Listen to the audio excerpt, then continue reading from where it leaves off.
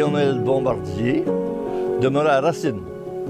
Depuis toujours. Hein. Je suis natif d'ici. Je suis né au monde en 1932, pas d'hier. Il y a quelques lunes qui nous séparent. J'ai pu assister tout de même à l'évolution de notre société. J'ai tout de même presque un siècle, là, tu sais. Alors, j'ai ma société, qui est ma communauté de Racine, dans le fond, je l'ai vue évoluer. J'ai évolué avec elle, dans le fond. J'ai été élevé sur une ferme, donc j'ai connu ce qu'était l'agriculture qui était entièrement dévouée à la vie de la famille, dans le fond. C'était pas de l'agriculture commerciale comme on l'a aujourd'hui, c'est des grandes surfaces, bon. Alors, toute cette évolution de l'agriculture, à partir de traire les vaches à la main, en passant par des trayeuses mécaniques, aujourd'hui, c'est des robots qui traient les vaches. Donc, toute cette évolution, je l'ai vue sur la ferme. Et au niveau scolaire, on allait à l'école Durand, évidemment. Jusqu'à ma 7e année, je suis allé à la petite école du Nord, qu'on appelait. On marchait presque une heure par jour pour se rendre à l'école.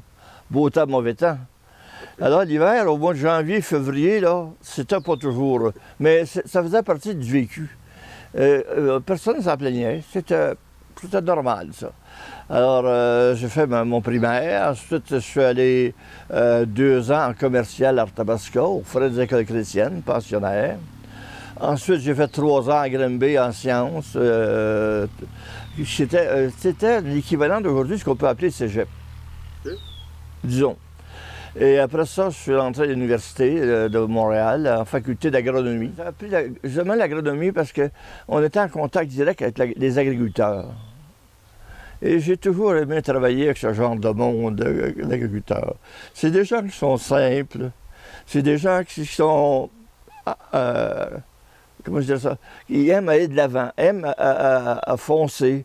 C'est des gens qui ont beaucoup de recul dans leurs décisions. Ils ont le temps de réfléchir. Hein, quand tu es sur le tracteur pendant 2 heures à labourer ou à travailler dans le champ, tu as le temps de penser à tes affaires. Puis, donc, j'adorais travailler avec ce genre j'ai eu beaucoup de plaisir avec des agriculteurs. Dans le temps, la formation qu'on avait à Oka, on formait des spécialistes, mais aussi des agronomes en vulgarisation agricole. Donc, moi, ma spécialité, dans le fond, c'était ça. La vulgarisation agricole. Le gouvernement engageait des agronomes pour vulgariser les nouvelles techniques en agriculture. Parce que quand j'étais jeune, moi, on parlait de phosphate, on ne parlait pas d'engrais chimique. Ouais. On parlait de phosphate. On commençait à peine.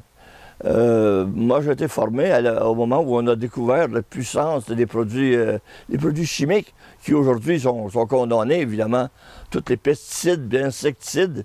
Mais dans le temps, c'était une trouvaille phénoménale. Parce qu'on pouvait cultiver sans être obligé de nettoyer les mauvaises herbes. Mais en même temps, on polluait aussi. Aujourd'hui, c'est défendu. Donc, toute cette évolution, ce brassage d'agriculture, m'a amené tout le temps à être en contact avec beaucoup de monde. Être en contact avec beaucoup de monde aussi, en contact avec, je dirais, des actions communes où mon travail était toujours avec du monde, avec des groupes. C'était assez rare que j'avais un travail individuel à faire. Alors pour moi, le travail d'équipe a toujours été fondamental. J'ai toujours travaillé, j'ai toujours adoré travailler en équipe, échanger des idées avec d'autres. Et autour d'une table de discussion, quelqu'un qui ne pense pas comme moi, c'est un plus. Parce que ce qu'il apporte, je ne l'ai pas. C'est pas mon approche, mais ça ne veut pas dire qu'il n'aurait pas raison. Ou ça ne veut pas dire qu'il n'y a pas une partie qui a raison. Tu sais, ça complète les miennes. Puis moi, finalement, le travail d'équipe, pour moi, ça a toujours été important. Et c'est agréable aussi, parce que c'est un échange entre individus qui visent le même but. Mais l'approche est différente, c'est tout. Alors, lorsqu'on réussit à être d'accord sur l'approche, ben, ça forme une équipe il n'y a rien qui arrête ça. De tout le temps, depuis ma prime jeunesse à l'école primaire, j'adorais travailler en équipe. Le vendredi après-midi, on serrait nos livres, on faisait du dessin ou on bricolait. On faire des petites cabanes d'oiseaux, tu sais, le fameux petit à finir, là.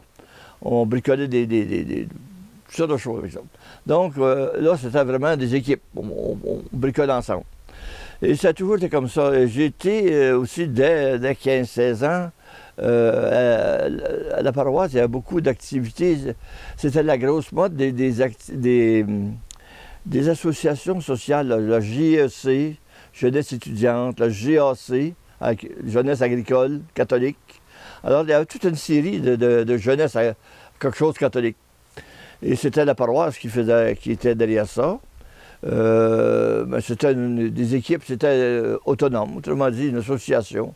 Il y avait une fédération régionale, puis toute la structure provinciale.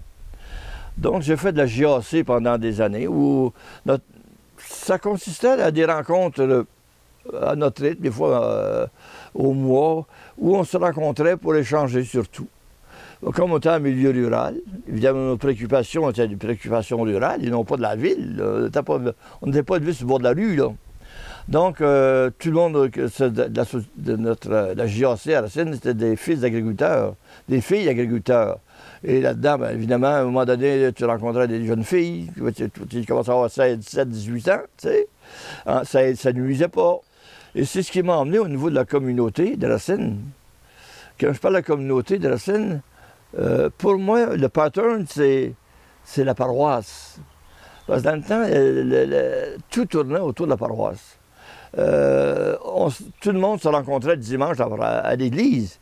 L'église était pleine à Racine. Je me souviens quand j'étais jeune, toute l'église était pleine. Donc après la messe, c'était une espèce d'échange sur le perron de l'église. Tout le monde se rencontrait, se saluait, parlait de la semaine. Et finalement, se retrouvait dans les familles en train de dîner ensemble quelque part. Moi, mes parents, on allait chez mon oncle X, mon oncle Y. Mon oncle Y, chez nous, il y a toujours de quoi, le dimanche après la messe. Mais il y avait aussi une salle paroissiale, donc au niveau culturel, tous les ans, on faisait une pièce ou deux de théâtre. On avait avec nous un nommé Roméo Martin, qui avait travaillé avec le Père Legault à Montréal. Il avait fait ses études à Montréal. Donc, il était revenu avec des notions de théâtre. Ça devenait d'où?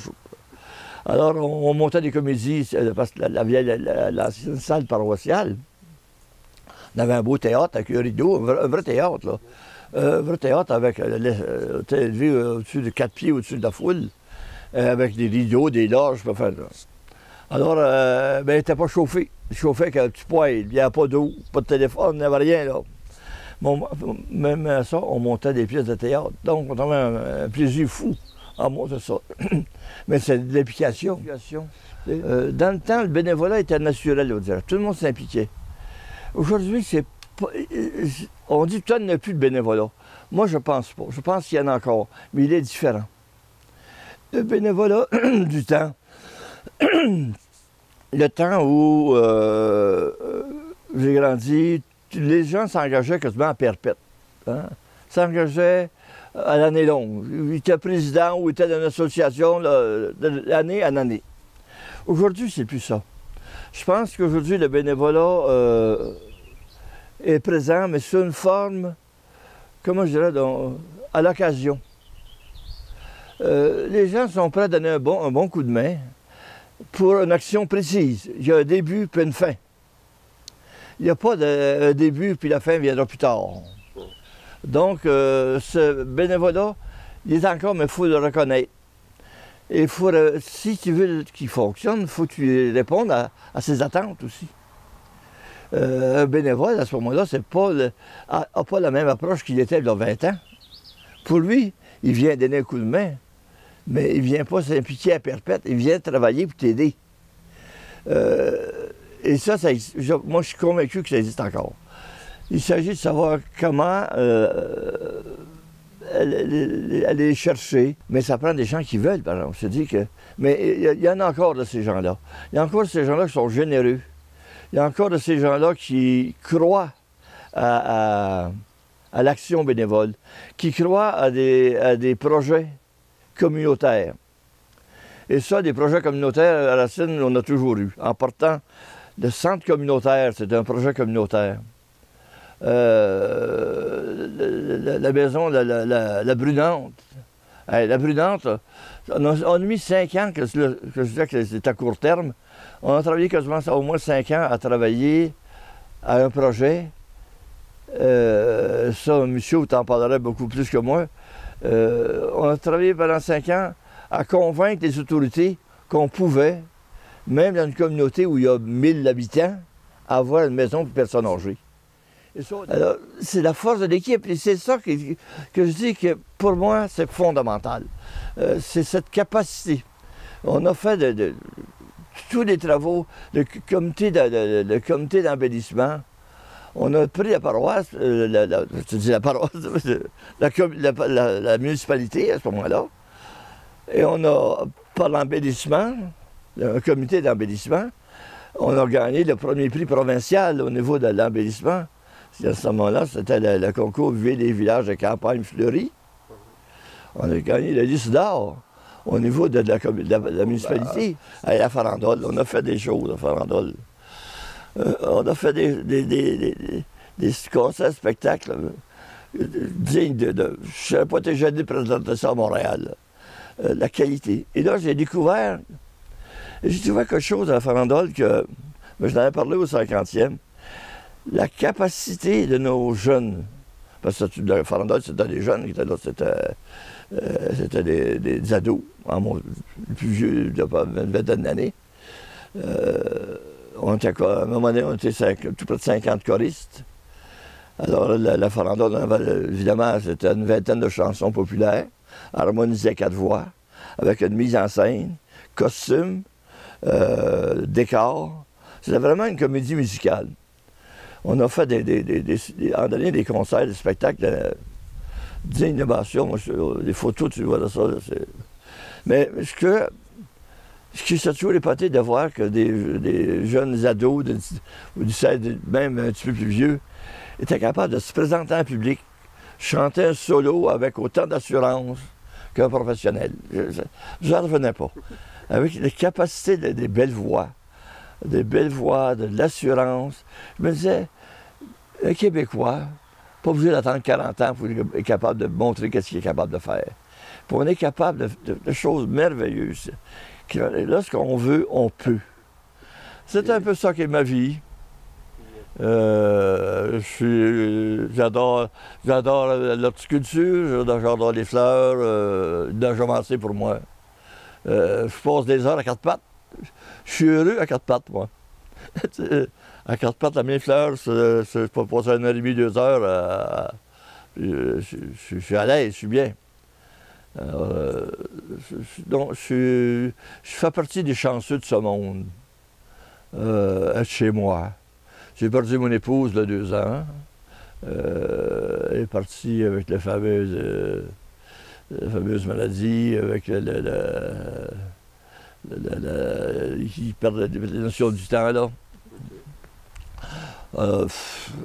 C'est ça. Alors, je suis chanceux. Une de mes filles demeure à Sherbrooke, à sa retraite. Elle vient en 2 jours. Elle vient s'occuper de son père. Elle fait le lavage, de forme. On bricole ensemble, parce qu'elle est une bricoleuse, elle aussi. Alors, tout le travail qu'à l'extérieur, moi, je me promène avec elle avec une chaise, parce qu'au bout de 5 minutes, quand je suis debout, je suis obligé de m'asseoir. Je m'assois et je la regarde faire. Je me compte chanceux, puis je suis un homme heureux. Je suis heureux avec le contexte actuel. Je trouve qu'il y a tellement de possibilités. Tellement de possibilités que c'est même dangereux. Il y a tellement de choix. Ouais. Tu sais, quand je vois nos jeunes qui pitonnent la journée longue, c'est formidable. Mais en même temps, il y a d'autres choses à faire que ça. Tu sais, je sais pas. Je sais pas ce que je ferais. Je sais pas ce que je dirais à mes ados. Je serais embêté je serais vraiment embêté de dire à mon ado, là, hey, serre ton mot t'as dit téléphone. Ou arrête de pitonner, puis passe à d'autres choses.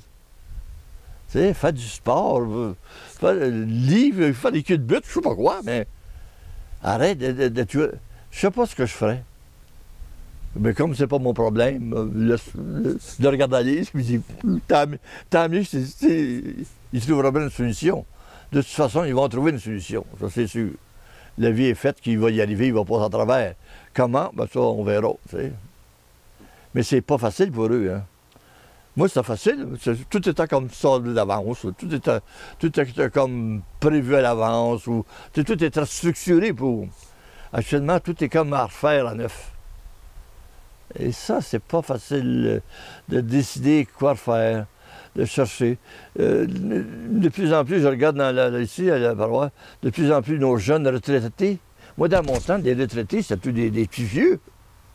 Aujourd'hui, les retraités, c'est des jeunes de 60 queues qui sont en pleine forme.